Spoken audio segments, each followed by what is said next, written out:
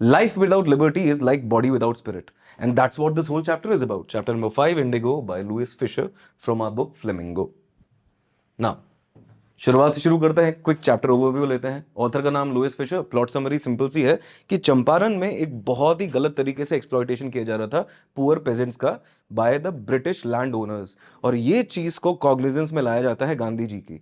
और बहुत जद्दोजहद के बाद गांधी जी फाइनली 1 साल पूरा अपने जीवन का लगाने के बाद इस पहले सिविल डिसोबीडियंस मूवमेंट जो कि सक्सेसफुल होता है इन मॉडर्न इंडिया, उसको अंजाम देते हैं। That is all this chapter is about. तो लेट्स अंडरस्टैंड कि भैया इस पूरी कहानी के पात्र, किरदार, कैरेक्टर्स कौन कौन से हैं। सबसे पहला किरदार है राजकुमार शुक्ला जी का। राजकुमार शुक्ला जी वो पेजेंट हैं जो कि गांधी जी के कॉग्निजेंस में, मतलब गांधी जी के ध्यान में ये चंपारण में जो एक्सप्लॉयटेशन हो रहा था पुअर पेजेंट्स का, उसको संज्ञान में लेकर आते हैं। दूसरे हमारे खुद के father of our nation Mahatma Gandhi ji हैं। तीसरे किरदार है हमारे डॉक्टर राजेंद्र प्रसाद जी, जो कि एक बहुत बड़े नामी गिरामी लॉयर होते हैं, बहुत इन्फ्लुएंस रखते हैं, और इस पूरी कहानी में उनका एक बहुत इंपॉर्टेंट रोल भी है। उसके बाद आते हैं एडवर्ड गेट नाम के एक व्यक्ति, जो कि लेफ्टिनेंट गवर्नर होते हैं, जो कि गांधी जी के अगेंस्ट एक केस लड़ रहे होते हैं। और उसके बाद एक और किरदार आता है CF एंड्रूस का, जो कि गांधी जी के बहुत बड़े डिवोटी होते हैं, और वो भी इस रेवोल्यूशन का पार्ट बनना चाहते हैं, पर गांधी जी ने मना कर देते हैं। अब ऐसा क्यों, ये जानेंगे हम कहानी में। तो जल्दी से बिना वेट किए कहानी शुरू करते हैं। तो कहानी की शुरुआत होती है 1916 से, जहां पे Gandhi ji INC, Indian national Congress की एक एनुअल मीटिंग के लिए लखनऊ में होते हैं। वहीं पे उनसे एक बहुत ही पुअर पेजेंट जिनका नाम होता है राजकुमार शुक्ला, वो उनसे मिलने आते हैं और बोलते हैं कि गांधी जी चंपारण में बहुत ही गलत चीजें हो रही हैं पुअर पेजेंट्स के साथ। जो लैंड ओनर्स है ना, ब्रिटिशर्स, वो बहुत गंदे तरीके से इन्हें एक्सप्लॉइट कर रहे हैं, और वहां पे चीजें समझ में नहीं आ रही है, प्लीज थोड़ी हेल्प करिए हमें। तो गांधी जी बोलते हैं बिल्कुल करते हैं, पर अभी ये ना कुछ समय के लिए मेरे को ट्रैवल वगैरह बहुत सारा करना है, तो वो कंप्लीट हो जाए ना फिर मैं आता हूँ। अपने राजकुमार साहब भी पीछे हटने वालों में से नहीं है, और बोलते हैं कि कोई बात नहीं सर, मैं आपके साथ चलता हूं, जब आप फ्री होंगे तब मैं आपको वहीं से, जहां पे भी आप फ्री होंगे वहीं से मैं आपको चंपारण लेके चलूंगा। गांधी जी बोलते हैं ठीक है चलो चलो। और वो फिर पूरा भ्रमण करने के बाद एक पॉइंट ऐसा आता है कि गांधी जी के फाइनली आश्रम में आके वो टूर उनका खत्म होता है, और तब गांधी जी बोलते हैं यार ये बंदा तो बहुत ही बढ़िया विल पावर रखता है, गिव अप नहीं कर रहा है। तो बोलते हैं चलो चलते हैं तुम्हारे साथ, अभी चंपारण वाला जो कार्यक्रम है इसको हम सॉर्ट आउट करते हैं। और इसी के साथ गांधी जी राजकुमार शुक्ला जी के साथ पहले डेस्टिनेशन अपने पटना के लिए निकल पड़ते हैं। पटना पहुंचने के बाद राजकुमार और गांधी जी जाते हैं राजेंद्र प्रसाद साहब के घर, जो कि एक लॉयर होते हैं। हम सब जानते हैं कि गांधी जी बहुत ही सिंपल तरीके से ड्रेस्ड होते हैं, और राजकुमार शुक्ला जी भी बहुत सिंपल तरीके से ड्रेस्ड होते हैं। तो वहां पे जो राजेंद्र प्रसाद जी का जो सर्वेंट होता है ना, उनको लगता है कि ये दोनों पुअर पेजेंट्स वगैरह हैं, तो इन्हें बाहर ही बिठाया जाता है, साहब से थोड़ी देर में मिलवा देंगे। इसी दौरान गांधी जी को प्यास लगती है और वो एक कुएं के पास चले जाते हैं, पर वहां से उनको पानी पीने की अनुमति नहीं मिलती है। और यहां पे गांधी जी को एक बहुत बड़ा सोशल ईवल दिखता है, अनटचेबिलिटी का। बोलते हैं यार दाल में कुछ काला नहीं है, पूरी दाल ही काली है। मतलब सफाई सिर्फ चंपारण के शायद उस एक इश्यू को नहीं करने की होगी, सफाई हमें पूरे समाज की करनी पड़ेगी। तो यहां पे ये जर्मिनेट करता है उनके साथ जो थॉट होता है। फिर क्या होता है, गांधी जी इसके बाद फिर क्या होता है, गांधी जी इसके बाद मुजफ्फरपुर के लिए निकल जाते हैं, क्योंकि वो बोलते हैं कि यार ये जो प्रॉब्लम है ना, धीरे धीरे समझ में आ रही है कि बहुत सीरियस प्रॉब्लम है, क्योंकि इतने हजारों लोगों को, इतने हजारों पेजेंट्स को ये अफेक्ट कर रहा है। तो इसको जब हमको अप्रोच करना चाहिए ना, पूरी प्लानिंग के साथ करना चाहिए, और इस प्लानिंग के लिए चाहिए हमें इंफॉर्मेशन। तो उसी के तहत उनका अगला जो होता है डेस्टिनेशन, वो होता है मुजफ्फरपुर। अब मुजफ्फरपुर के स्टेशन पे पहुंचते से ही उनको रिसीव करने आते हैं हमारे प्रोफेसर JB कृपलानी साहब, और उन्हीं के साथ साथ बहुत सारे स्टूडेंट्स भी आते हैं उन्हें रिसीव करने के लिए स्टेशन पे ही। ये बहुत बड़ी बात है, क्योंकि लोगों को लगता है यार गांधी जी आ रहे हैं, कुछ ना कुछ तो होगा, और शो ऑफ सपोर्ट बहुत जरूरी होता है। उसी के तहत ये लोग यहां पे पहुंचते हैं। The news of his arrival and mission spreads across town like wild fire. और तो ये जैसी होता है ना, एक बहुत जंगल की आग की तरह फैल जाती है कि गांधी जी आए, गांधी जी आए, समथिंग इज हैपनिंग। ये मिशन इनका बहुत ही सही है, पेजेंट्स को ये लोग एक्सप्लॉयटेशन से निकालने के लिए आए हुए हैं। वहां पे जब मुजफ्फरपुर में रहते हैं, तो गांधी जी प्रोफेसर मलकानी नाम के एक व्यक्ति के घर पे रहते हैं। ना professor Malkani was a professor at an institution run by the Britishers. अब ये जानना बताऊं क्यों जरूरी है, क्योंकि उस समय पे ब्रिटिशर्स ने बोला था कि कोई भी अगर व्यक्ति प्रोटेस्टर्स को जगह देगा या फिर नेशनल लीडर्स को अपने घर में जगह देगा ना, तो उनके अगेंस्ट कानूनी कार्रवाई की जाएगी। पर इस बात को रफा दफा करते हुए मलकानी साहब बोलते हैं कि सर आप मेरे साथ ही रहेंगे, जो होगा अपन देख लेंगे। अब यहां पे उनको पूरी कहानी चंपारण की धीरे धीरे सुनने में आती है कि जितना भी एरेबल लैंड है, मतलब जितने भी लैंड पे फार्मिंग की जा सकती है उस लैंड के 15% लैंड पे ब्रिटिश ने कहा है कि भाई आप लोग इंडिगो का क्रॉप उगाएंगे जिसको हम आपका रेंट की तरह लेंगे। मतलब जो लैंड है वो ब्रिटिशर्स के काबू में है और उनके ऊपर काम करने वाले हमारे टेनेंट्स जो हैं वो हैं हमारे इंडियन फार्मर्स, ठीक है। और उनको बोला जाता है कि रेंट के रूप में आप वो 15% इंडिगो हमें देंगे। अभी तक सारी चीजें सही चल रही थी, क्यों? क्योंकि एक ये लॉन्ग टर्म अंडरस्टैंडिंग थी इन दोनों के बीच में। अब मुजफ्फरपुर पहुंचने के बाद ये पता चलता है कि स्थिति बहुत ही गंभीर है चंपारण की, क्योंकि वहां पे जितना भी एरेबल लैंड है, एरेबल लैंड का मतलब ये होता है कि वो फर्टाइल लैंड जहां पे फार्मिंग की जा रही है वो पूरा ओन किया जाता है ब्रिटिश लैंडलॉर्ड्स द्वारा, और इसके ऊपर काम करने वाले जो हैं वो हमारे इंडियन टेनेंट्स होते हैं। और जो ये लैंड होता है ना उसके ऊपर एक चीफ कमर्शियल क्रॉप के नाम पे इंडिगो को उगाया जाता है। अब ये इंडिगो क्यों उगाया जाता है? क्योंकि एक लॉन्ग टर्म अंडरस्टैंडिंग होती है between the pageants and the land owners की आप 15% लैंड पे इंडिगो उगाइए और उसी को हम रेंट मान लिया जाएगा। तो मैंने बोला भैया ठीक है, क्योंकि एक लॉन्ग टर्म अग्रीमेंट होता है जिसका काम चल रहा हो। बट दोनों प्रॉब्लम कब होती है? जब पता चलता है कि जर्मनी में एक नए तरीके का इजाद किया गया है जिससे सिंथेटिक इंडिगो बनाया जा सकता है, मतलब आर्टिफिशियली इंडिगो को बनाया जा सकता है। मतलब अब जमीन पे इंडिगो को उगाने की जरूरत नहीं है। अब इसी के चलते ब्रिटिशर्स बोलते हैं अब हमें जरूरत ही नहीं इंडिगो की, तो करे क्या, ये 15% वाले से क्या करें? तो वो बोलते हैं कि पुअर फार्मर्स को बोलते हैं कि हम तुम्हें रिलीज कर देंगे हमारे अग्रीमेंट से अगर तुम हमें पैसा दे दो उस 15% का। तो अब ये तो बोल दिया उन्होंने, उसके चलते कुछ अनएजुकेटेड पेजेंट्स जो होते हैं वो अग्री भी कर लेते हैं, अच्छा ठीक है भाई इसी बहाने पूरे लैंड पे हम अपना खेती बाड़ी अपने हिसाब से तो करेंगे, पैसे देने पड़ रहे हैं तो क्या फर्क पड़ता है। बट ऐसा नहीं है।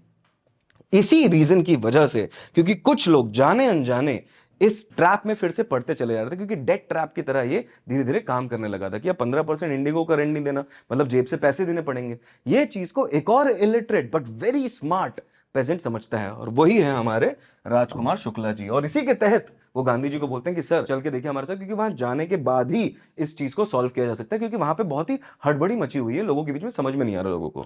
अब यही रीजन होता है और जैसे जैसे पढ़ते खुलती चली जाती है ना इस पूरी मिस्ट्री की, तो बहुत सारे लॉयर्स और बहुत सारे पेजेंट्स भी वहां पे आके उन्हें सपोर्ट दिखाने होते हैं, क्योंकि उन्हें लगता है कि यार कोई व्यक्ति बाहर से कोई आया है हमारे राइट्स के लिए लड़ने के लिए, तो बेयर मिनिमम हम क्या कर सकते हैं? सपोर्ट दिखा सकते हैं। फिर क्या होता है, धीरे धीरे जब बातचीत शुरू होती है लॉयर्स के साथ, तो लॉयर धीरे धीरे मानते हैं हाँ हाँ सर बहुत गलत बात तो है, आप तो बिल्कुल सही कह रहे हैं, ये तो बहुत अजीब तरीके का 15% का जो पैसा मांग रहे हैं ये तो पूरा एक्सप्लॉयटेटिव है। गांधी जी बोलते हैं हाँ समझ में आ रही है बात, मेरे आने के बाद ही तुम्हें बात समझ में आई ना। फिर डांट और फटकार लगती है लॉयर्स को कि जब तुम्हें ये पता है कि ये अनफेयर है और इस तरीके से किया जा रहा है ट्रीट अपने पेजेंट्स को, तो तुम लोग इतनी हाई फीस क्यों चार्ज कर रहे हो? सिट्टी बिट्टी गुल लॉयर्स की। बोले तो बोले क्या भाई, बात तो सही बोल दी गांधी जी ने, मतलब इंडियंस आर एक्सप्लॉइटिंग इंडियंस। और ये चीज को गांधी जी सबके नजरों के सामने लाके रख देते हैं। फिर क्या होता है, गांधी जी बोलते हैं कि उनका एम्फेसिस एक ही चीज पे है, काउंसिल करो लोगों को समझाओ, इन्फॉर्म करो, उन्हें एम्पावर करो। क्योंकि प्रॉब्लम सिर्फ ये नहीं है कि लोग वहां पर पैसे देने पड़ रहे हैं या फिर ये लॉन्ग टर्म अग्रीमेंट खारिज किया जा रहा है।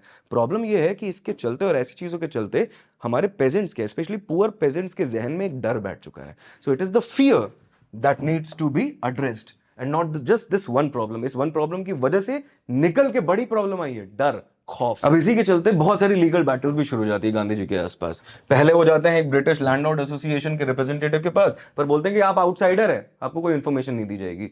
बोलते कोई बात नहीं ठीक है। फिर अगले बंदे के पास जाते हैं, कहां जाते हैं? ब्रिटिश ऑफिशियल कमिश्नर के पास जाते हैं, पर वहां से भी उन्हें बुली करके निकाल दिया जाता है कि चलो चलो निकलो यहाँ से, शहर से, यहाँ नहीं चलेगी। पर गांधी जी बोलते हम नहीं जाएंगे, नहीं जाऊंगा मैं, तो वहीं पर रुक जाते हैं वो। और फिर क्या करते हैं, उसके बाद वो जाते हैं Motihari, the capital of Champaran, और वहां पे कहानी के और परतें खुलती हैं। गांधी जी गर्म होते हुए माहौल का संज्ञान लेते हैं और बोलते हैं राजेंद्र प्रसाद साहब चलिए चलिए जल्दी आइए, अपने जितने भी इन्फ्लुएंशियल दोस्त हैं ना उन सबको लेकर आइए, हमें यहाँ पे शो ऑफ स्ट्रेंथ दिखाना है, हमें एक बहुत जरूरी है करना। तो राजेंद्र प्रसाद साहब और उनके साथ बहुत सारे इन्फ्लुएंशियल दोस्त, they are on their way to this place to support Gandhi ji. इसी दौरान उड़ती उड़ती खबर आती है गांधी जी के कानों में कि एक कोई पेजेंट है जिसके साथ बहुत ही गंदे तरीके से ट्रीटमेंट किया गया है, उसे एक्सप्लॉइट किया गया है, वो विक्टिम होता है। तो उसके पास वो जाते हैं बात करने के लिए, बोलते हैं कि चलो इससे बात करने जाना चाहिए, पर रास्ते में उन्हें कस्टडी में ले लिया जाता है। साथ ही साथ आसपास की जो डिस्ट्रिक्ट्स होती है चंपारण के, उसमें जो पेजेंट्स होते हैं, फार्मर्स होते हैं, पुअर, उनके ध्यान में ये चीज आने लगती है कि यार कोई महात्मा नाम का व्यक्ति आया है जो कि हमारे राइट्स के लिए लड़ रहा है। तो और लोगों की भीड़ उमड़ने लगती है while this is happening. Gandhi ji को कोर्ट में लेके जाया जाता है। कोर्ट में जब जाते हैं तो वहां पर जो हमारे मैजिस्ट्रेट साहब होते हैं वो बोलते हैं कि इसमें टाइम लगेगा, इस वर्डिक्ट में ऐसा नहीं चलेगा। तो गांधी जी बोलते हैं ये डिले विले मेरे को नहीं चाहिए, आई प्लीड गिल्टी। गांधी जी सीधे सीधे बोलते हैं कि हाँ मैं गिल्टी हूं। अब कौन कोर्ट भी सोचे कि क्या करे भाई, ये खुद ही आदमी बोल रहा है गिल्टी है। तो मैजिस्ट्रेट साहब बोलते हैं फिर भी समय तो लगेगा थोड़ा सा, इस दौरान क्या है ना, आप बेल की अर्जी दे दीजिए। गांधी जी बोलते हैं मैं नहीं दूंगा बेल की अर्जी, कुछ गलती नहीं करी है, मेरे को डाल दो जेल में। अब इतनी गर्मा गर्मी, बाहर इतनी सारी पब्लिक जिसको कंट्रोल नहीं कर पा रहे ब्रिटिश ऑफिशियल्स, तो क्या करे, तो गांधी जी को बिना बेल के रिलीज कर दिया जाता है। ये एक बहुत बड़ा अचीवमेंट होता है हमारे इंडियंस के लिए, क्योंकि फाइनली किसी एक व्यक्ति ने बिना वायलेंस को यूज किए ब्रिटिशर्स को अपने घुटनों पे लाके रख दिया। ये भी एक बहुत इंपॉर्टेंट थीम है इस पूरे चैप्टर। पर उनके कुछ सपोर्टर्स होते हैं, उनको लगता है कि सर सर अगर आप जेल चले जाओगे तो फिर हमें गाइड वाइड कौन करेगा। गांधी जी सीधे से समझाते हैं कि देखो ये सब नहीं है, हम जो लड़ाई कर रहे हैं ना ये सिर्फ चंपारण और उसके 15% की नहीं है, अभी बहुत बड़ी लड़ाई हो चुकी है। तो गांधी जी के फॉलोअर्स के समझ में आते हैं यार बात तो सही कह रहे हैं, तो बोलते हैं गांधी जी हम आपके साथ हैं, आप जेल जाओगे अपन भी आपके साथ चलेगा। तो सपोर्ट धीरे धीरे बढ़ता चला जाता है, लोग एम्पथाइज करने लगते हैं इस मिशन के साथ साथ, गांधी जी के साथ साथ, क्योंकि उन्हें लगता है कि this is a bigger game than we had actually anticipated at the beginning of it all. और इसी को देखते देखते हमारे लेफ्टिनेंट गवर्नर साहब जो होते हैं ना, वो पूरे केस को ड्रॉप कर देते हैं। इससे हमें एक चीज पता चलती है, ये मॉडर्न इंडिया का first successful civil disobedience movement होता है। इस बात को ऐसे का ऐसे ही लिख सकते हो अंग्रेजी में। फिर क्या होता है, इसी तरीके से 1 साल की जद्दोजहद के चलते चलते गांधी जी फाइनली पेजेंट्स के राइट्स के लिए मान जाते हैं। शुरुआत में वो बोलते हैं गवर्नमेंट को कि 50% हमें रिफंड चाहिए, पर 50% नहीं बोलता है गवर्नमेंट, गवर्नमेंट बोलता है कि हम 25% दे सकते हैं। गांधी जी फटाक से अग्री कर लेते हैं। लोग भी हैरान परेशान कि भैया ब्रिटिश ऑफिशियल्स किया इतनी जल्दी कैसे मान लिया। कि फिर गांधी जी सबको समझाते हैं it's not about the money, it's about the fact कि हम सब एक साथ जब मिलके ब्रिटिशर्स के सामने खड़े हुए ना, तो उनको अपने घुटने टेकने पड़े। They had to give up. So it's about the rights we fought for and finally we achieved those rights. Plus पैसा आया तो उसमें क्या ही बुरी बात। एट दिस पॉइंट एक और चीज होती है, गांधी जी के एक बहुत बड़े डिवोटेड फॉलोअर होते हैं जो कि एक इंग्लिश पैसिफिस्ट होते हैं, जिनका नाम होता है चार्ल्स फ्रियर एंड्रूज। तो राजेंद्र प्रसाद साहब और बाकी के जितने भी इन्फ्लुएंशियल फ्रेंड्स है गांधी जी के, उनको लगता है कि यार इस गोरे को भी अपन को ले लेना चाहिए अपने इस रेवोल्यूशन में, ताकि हमें और थोड़ी हेल्प मिल पाए। गांधी जी बोलते हैं नहीं नहीं नहीं, कोई जरूरत नहीं, वो अच्छा आदमी है, वो बढ़िया है, सब कुछ बढ़िया है, पर ये हमारी लड़ाई है, इंडियंस की लड़ाई है। तो हमारी ये पहली सिविल डिसोबीडियंस की जो लड़ाई थी, उसमें एक ब्रिटिशर का भी हमें साथ लेना पड़ा। हमने इंडिपेंडेंटली इस लड़ाई को लड़ा और इसको इंडिपेंडेंटली जीता विदाउट एनी फॉरेन सपोर्ट। ये मैसेज जो था ना, ये मैसेज बहुत स्ट्रांगली कन्वे करना चाहते Gandhi ji for the rest of the world. और अंत में जब चंपारण वाला ये वाला एपिसोड निपटता है, तो गांधी जी को और चीजें दिखती हैं। जैसे याद है राजेंद्र प्रसाद साहब के घर पे दिखा था कि अनटचेबिलिटी वाला चीज, यहां पे उनको ये दिखता है कि यार एजुकेशन में भी प्रॉब्लम है, हेल्थ केयर में भी प्रॉब्लम है, hygiene for women and families में भी प्रॉब्लम है, और इसको भी सॉल्व करना बहुत जरूरी है। तो ही बिगिंस टू रैली सपोर्ट। वो अपने डिवोटीज को बुलाते हैं, उनके कोई 2 स्टूडेंट्स होते हैं जो डिवोटीज होते हैं, वो भी आके उन्हें ज्वाइन करते हैं अलॉन्ग विद देयर वाइफ्स, और ये सारी चीजें education, health care, hygiene for women and people, इन सब के ऊपर काम करना शुरू कर दिया जाता है। At the same time Gandhi ji is still making sure that he is keeping an account of what is happening at his ashram. तो आश्रम के ऊपर भी काम कर रहे थे। मतलब आप देख रहे हो कितने मल्टीटास्किंग है कि प्रेजेंट में रह के भी गांधी जी उस जगह को भी ध्यान दे रहे हैं और अपना आश्रम वहां दूर सही तरीके से चल रहा है वो भी कर रहे हैं। तो crux of the matter is, ये पूरा जो चैप्टर है ना, एक छोटा सा एक्सर्प्ट है, सबसे पहले तो जो आपको बताया था, और इस पूरे चैप्टर का सबसे मेन जो लेसन है ना, वो है सेल्फ सफिशिएंसी। मतलब अपने आप में ही संतुष्ट रहना, अपने आप ही कारगर होना किसी भी काम को करने के लिए। एंड सेल्फ कॉन्फिडेंस, मतलब overcoming fear helps you gain self confidence.